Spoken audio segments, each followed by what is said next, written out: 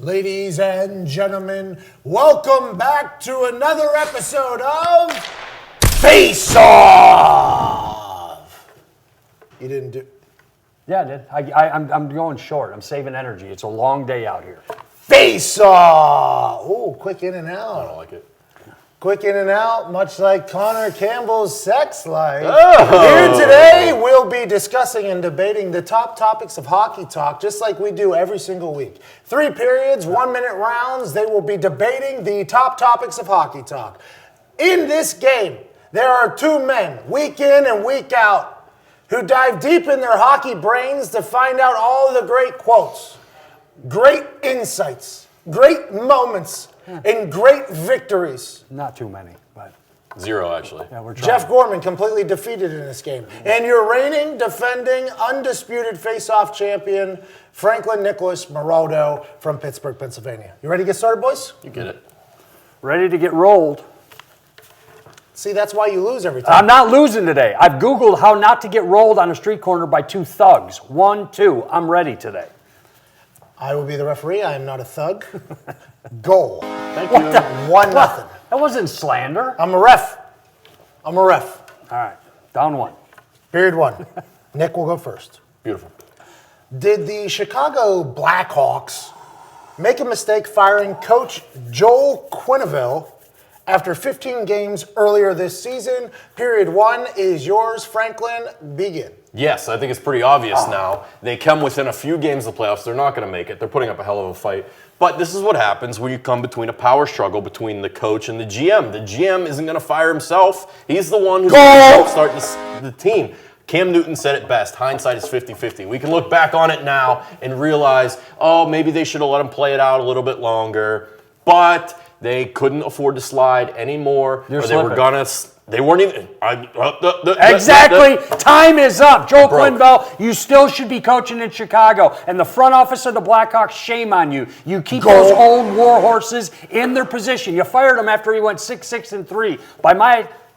That's 15 games, and if you kept him in the head coaching position right now, you wouldn't miss the playoffs for the second time of the year. He went to the Stanley Cup, he won it. He lost in the first round, missed the playoffs, and now we're in this year. You'd be in the playoffs right now if you had the old warhorse Joe Q. You got to do something. You can't fire the players. Joe Q. You can't fire the players. You can't fire the GM because the GM's making the decision. You want this for a little extra credit? I don't care. Joel Quenneville, enjoy your time in LA. He's coaching the Kings next year. You heard it here first.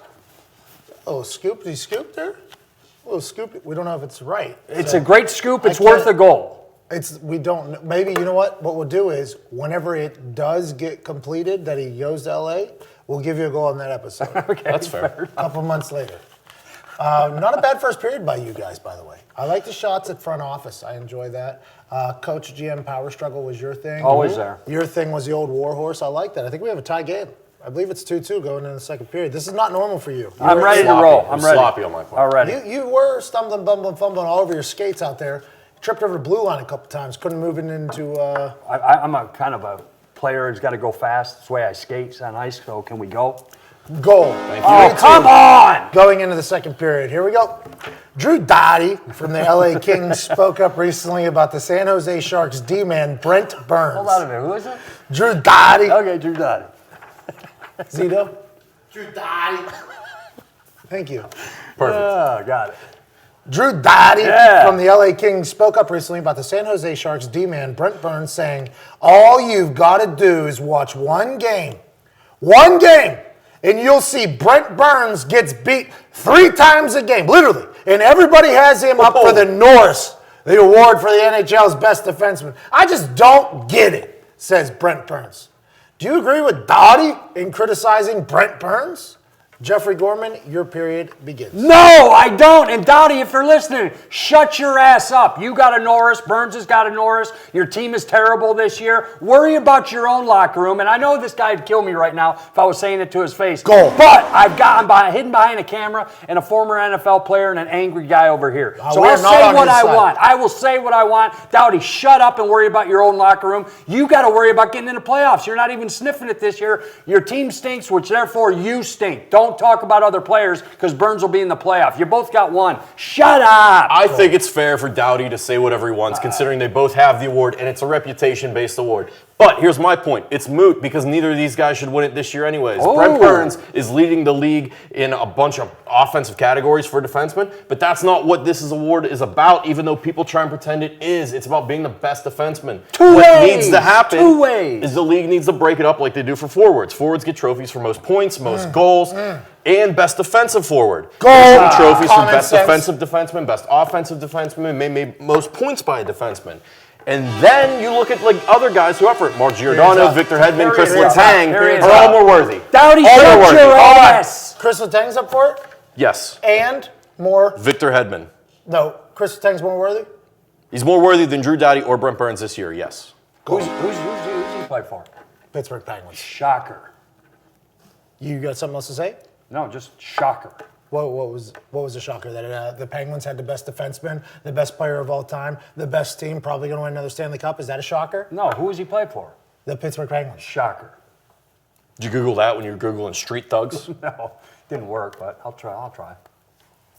Goal. Oh, come on! Yep, had to do it. What the hell? That's a homer call. Had to do it. My nose bloody? It will be. Oh, you guys stick glove shirt. If I have to. I'll fight I ain't you afraid too. to rough up the Gorman collection. Third period, you're down 3. Come on. What Love it. happened here? Like somebody, who's running the clock up there in the booth? Zito. All right, well, hook me up a goal. Here we go. Third period. All right, let's go. With only a few games left in the season, home ice advantage is becoming an important topic. Where is the last place you want to go on the road to have to win a playoff series? Great question. Third and final period, Franklin Maraldo, go. With me, I'm going Vegas. Goal. They're 7-3 at home in the playoffs last year. They're 23-10 at home in the regular season this year. It's an incredible environment. The fans are into it. They're loud. They're passionate. Plus, they sacrifice live humans on the ice before the game. They bring out Goal. the night. They bring out dragons. They bring did. it all out. They get the drums going. It's like Kanye's up there. Yeah. Vegas, baby, Vegas. All right. I understand it's a great place, but let me talk about Nashville for a minute. That's right, Bridgestone Arena, great place to play. You don't know who's going to sing the national anthem, some country artist. But here's the thing about Nashville.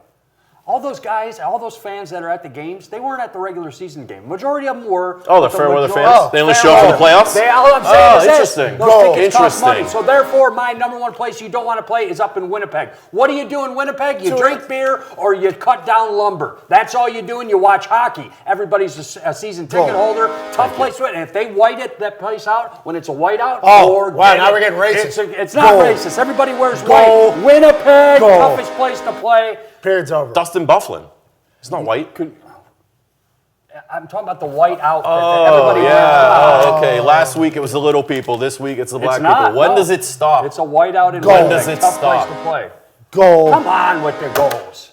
I'm down 3-2 now. It's 12-2. You watched it. You saw it. I got hosed here. I think I won this one. You gave 2 different answers for the toughest place to play. Well, because I was like this. Well, is it Bridgestone? Is it Winnipeg? And I was But like, you have zero ties to Nashville other than some people know that you used to live there. I lived there for 5 years. That's more than a tie. You got a terrible dog there.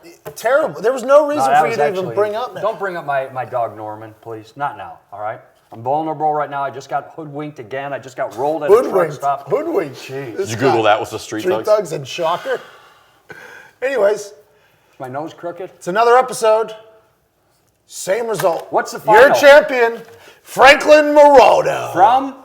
A lot to a little from Pittsburgh, Pennsylvania. Shocker. Goal.